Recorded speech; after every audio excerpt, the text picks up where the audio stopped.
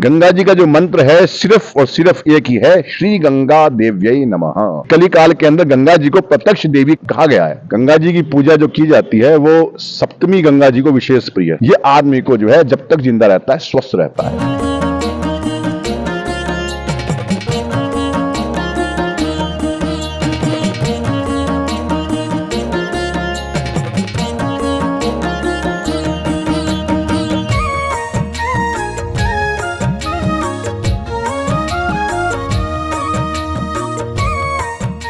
हर हर गंगे जय माँ गंगे। माँ गंगा सदियों से मानव जाति का कल्याण करती आ रही है।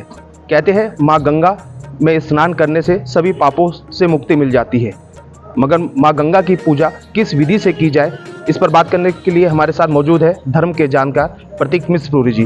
पंडित जी, माँ गंगा की पूजा किस विधि से की जाती है जिससे माँ गंगा प्रसन्न होती है? देखिए, जहां तक गंगा जी की पूजा का विधान है, गंगा जी की पूजा जो की जाती है वो सप्तमी गंगा जी को विशेष प्रिय है। सप्तमी तिथि प्रियाय श्री गंगा देवी नमः। और इसमें जो है आप जो है पहले दूध से आप गंगा जी को स्नान कराएं, दूध के बाद आप जो है शर्करा से स्नान कराएं, दही से स्नान कराएं, शहद से स्नान कराएं, घी से स्नान कराएं। इस पंचम से स्नान कराने के बाद आप गंगा जी में गंगा जल को ही दोबारा अर्पण करें। इसके साथ में आप रोली हुई, डोरी हुई, अक्षत हुआ जिसे चावल बोलते हैं, वस्त्र हुआ, नारियल हुआ।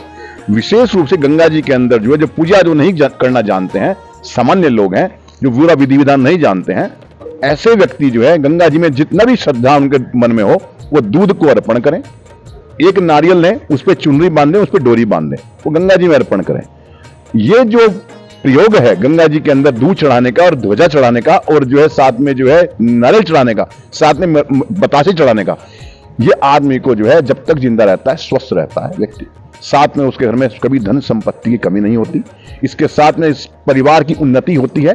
तो परिवार में जो अगर कोई पितृदोष इत्यादि है उसका समापन हो जाता है। कि गंगा जी केवल ऐसी देवी हैं जो कि जो है उत्तर से दक्षिण की ओर बहती हैं, ऐसी कोई नदी नहीं है। और ऐसा कहा जाता है कि जो भी नदी जो है वो उत्तर दक्षिण की ओर बहती है वो समाप्त हो जाती है, लेकिन गंगा जी आज तक कली काल के अंदर बह रही हैं और प्रत्यक्ष देवी हैं। कली काल के अंदर गंगा जी को प्रत्यक्ष देवी कहा गया है। इनकी पूजा दूध से, जिसे दूध को सर्वोपरि कहा गया है, ओम पय पृथिव्याम पय ओखधीषु, तो इसको औषधि भी कहा गया है पय को जो है। साथ में नारियल जो है जो पूर्ण फल है, साथ में वस्त्र को यदि आप अर्पण करते हैं गंगा जी के अंदर यदि आप अर्पण करते हैं तो आपको जो है समस्त मनोकामना की पूर्ति आपकी होती है। पंडित जी, माँ गंगा तो जल रूप में बह रही है, उनको ही जल क्यों अर्पण किया जाता है? देखिए, कहा जाता है कि गंगा जी को यदि जल से स्नान कराया जाए, उनके गंगा से स्नान कराया जाए तो अति प्रसन्नता को माँ गंगा प्राप्त होती है।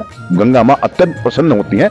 इससे व्यक्ति के मन के अंदर जो है उल्लास होता है, साथ में कार्य करने की क्षमता व्यक्ति की बढ़ जाती है।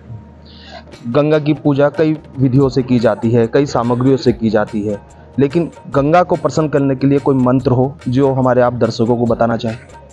गंगा जी का जो मंत्र है सिर्फ और सिर्फ एक ही है, श्री गंगा देव्यै नमः। मैं गंगा जी को प्रणाम करता हूं, श्री गंगा देव्यै नमः, श्री गंगा देव्यै नमः। और या आप गंगा लहरी का पाठ करें।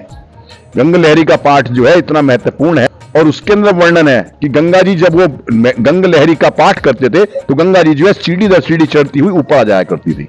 तो यदि गंगा लहरी का पाठ आप कर सकते हैं गंगा सप्तमी दिन जो है, या रोज भी कर सकते हैं आप जो है, तो आपको विशेष रूप से गंगा जी कृपा प्राप्त होगी।